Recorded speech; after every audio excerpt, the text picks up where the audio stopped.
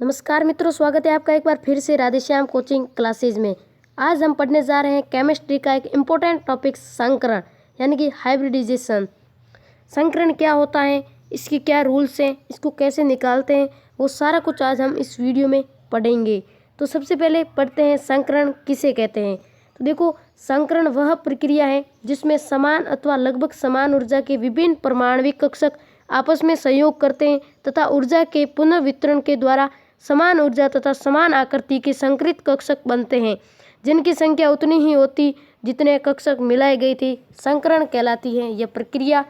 इस प्रकार बने गए नए कक्षक को संकरित कक्षक कहा जाता है।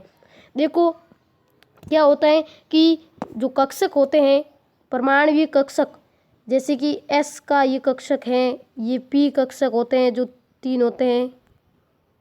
तो ये कक्षक क्या होते हैं, समान ऊर्जा के जो कक्षक होंगे, जैसे कि इसकी ऊर्जा मैंने मान ली 5 है, ऐसे ही मैं आपको उदाहरण के तौर पे बता रहा हूँ। और एक और कक्षक है, जैसे कि ये कक्षक है P का, जो PX कक्षक है, इसकी भी माना ऊर्जा 5.1 ऐसी कुछ है। मतलब कि नियरली सेम, लगभग समान, यानी कि नियरली सेम होनी चाहिए ऊर्जा।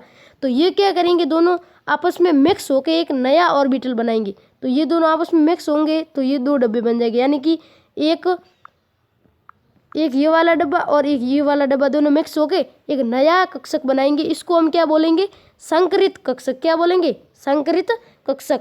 इसका मतलब कोई भी जो कक्षक है जिनकी ऊर्जा समान है वो आपस में मिलकर एक नया कक्षक बना देते हैं। उसकी भी ऊर्जा क्या होगी, लगभग समान ही होती है पूरे कक्षक की।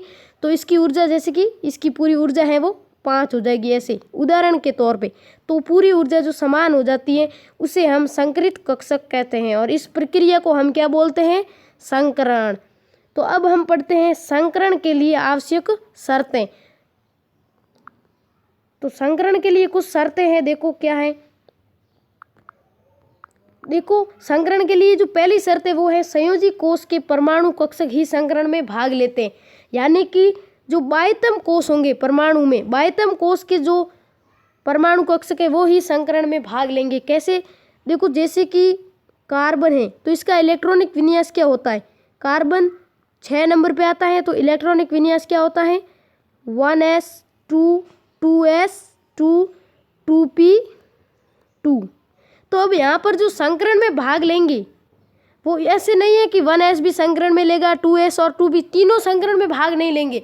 जो बाह्यतम कोष के कक्षक हैं वो ही संकरण में भाग लेंगे। यानी कि आप सोच रहे होंगे यानी कि p एक ही लेगा, नहीं। यहाँ पर देखो 2s और 2p दोनों ही बाह्यतम कोष के कक्षक हैं, क्योंकि यहाँ पर n का मान समान होना चाहिए। n का मान जो समान है, जिनका n सेम है, वो होता है बाह्यतम कोष। यहाँ देखो, यहाँ पर भी n क्या है, इसमें भी n2 है, इसमें भी n2 है, यानी कि ये दोनों बाह्यतम कोष के कक्षक है। तो ये दोनों क्या करेंगे, संकरण में भाग लेंगे। तो उसके बाद सेकंड आता है, ये मैं डिलीट कर रहा हूँ। उसके बाद देखो सेकंड क्या आता है, सेकंड रूल ये है कि लगभग समान ऊर्जा वाले परमाणु कक्षक ही संकरण में भाग लेते हैं। समान ऊर्जा मैंने पहले आपको समझा दिया कैसे। जैसे कि देखो, मेरा ये S कक्षक है, ठीक है, कौन सा है, S ऑर्बिटल, और यहाँ पर है P ऑर्बिटल, ये है P ऑर्बिटल, ये है 1s, सॉरी ये है 2s और ये है 2p। तो इन दोनों की ऊर्जा है जो 2s और 2p की है वो नियरली क्या होती है, सेम होती है। तो इसके कारण ये क्या करेंगे, दोनों आपस में दोस्ती करेंगे और दोनों के कक्षक है वो आपस में मिक्स होकर एक नया कक्षक बनाएंगे। तो वो नया कक्षक किस प्रकार बनेगा, देखो वो ऐसे बन जाएगा कि S और P के सारे डिब्बे हैं वो मिक्स हो जाएंगे, यानी कि कुल 4 डिब्बे बन जाएंगे। ये बन जाएगा नया कक्षक जिसकी ऊर्जा लगभग समान होगी। तो इस प्रकार क्या होंगे, जो समान ऊर्जा है, जिनकी एनर्जी नियरली सेम है, वो ही संकरण में भाग लेके एक नया संकरित कक्षक बनाएंगे। ऐसे नहीं कर सकते आप। देखो जैसे कि आपने क्या किया, 2s और 1s का एक ले लिया और प्लस में ले लिया आपने 2p का।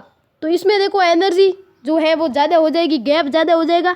एनर्जी सेम होनी चाहिए, नियरली सेम। तो यहाँ पर 2s और 2p है वो संकरित कक्षक बना सकते हैं, ये नहीं, क्योंकि इनकी एनर्जी क्या नहीं है, सेम नहीं है।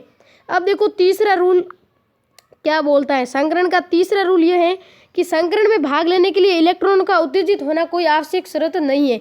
यानी कि संकरण में जब भाग लेंगे तो जो इलेक्ट्रॉन होंगे कक्षकों के अंदर उनका मतलब उत्तेजित होना कोई ज़रूरी नहीं है।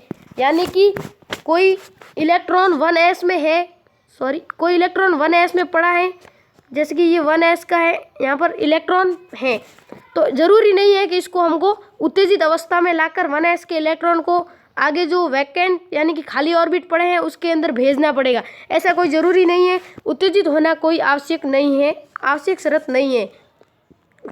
बिना उत्तेजित ही संकरण में भाग ले सकते हैं उसके लिए।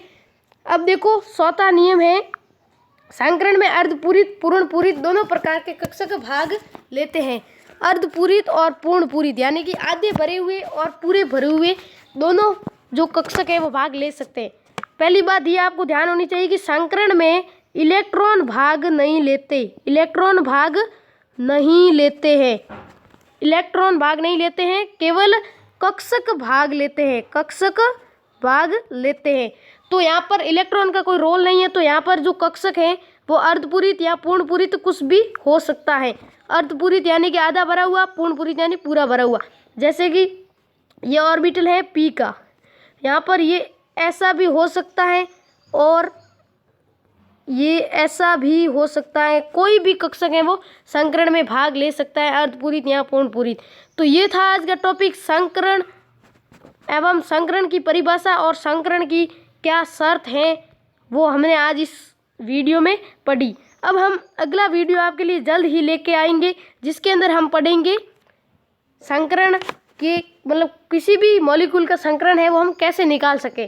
संकरण हमको निकालना है किसी मॉलिक्यूल का, जैसे कि हमको किसी ने बोल दिया कि भाई CH4 है, इसका संकरण क्या होगा, तो वो किस विधि से निकालना, बहुत ही शॉर्ट मेथड बताने वाला हूँ आपको नेक्स्ट वीडियो में। तो आज का वीडियो कैसा लगा, बहुत अच्छा लगा हो तो एक लाइक ज़रूर कर लेना और चैनल को सब्सक्राइब कर लेना। धन्यवाद।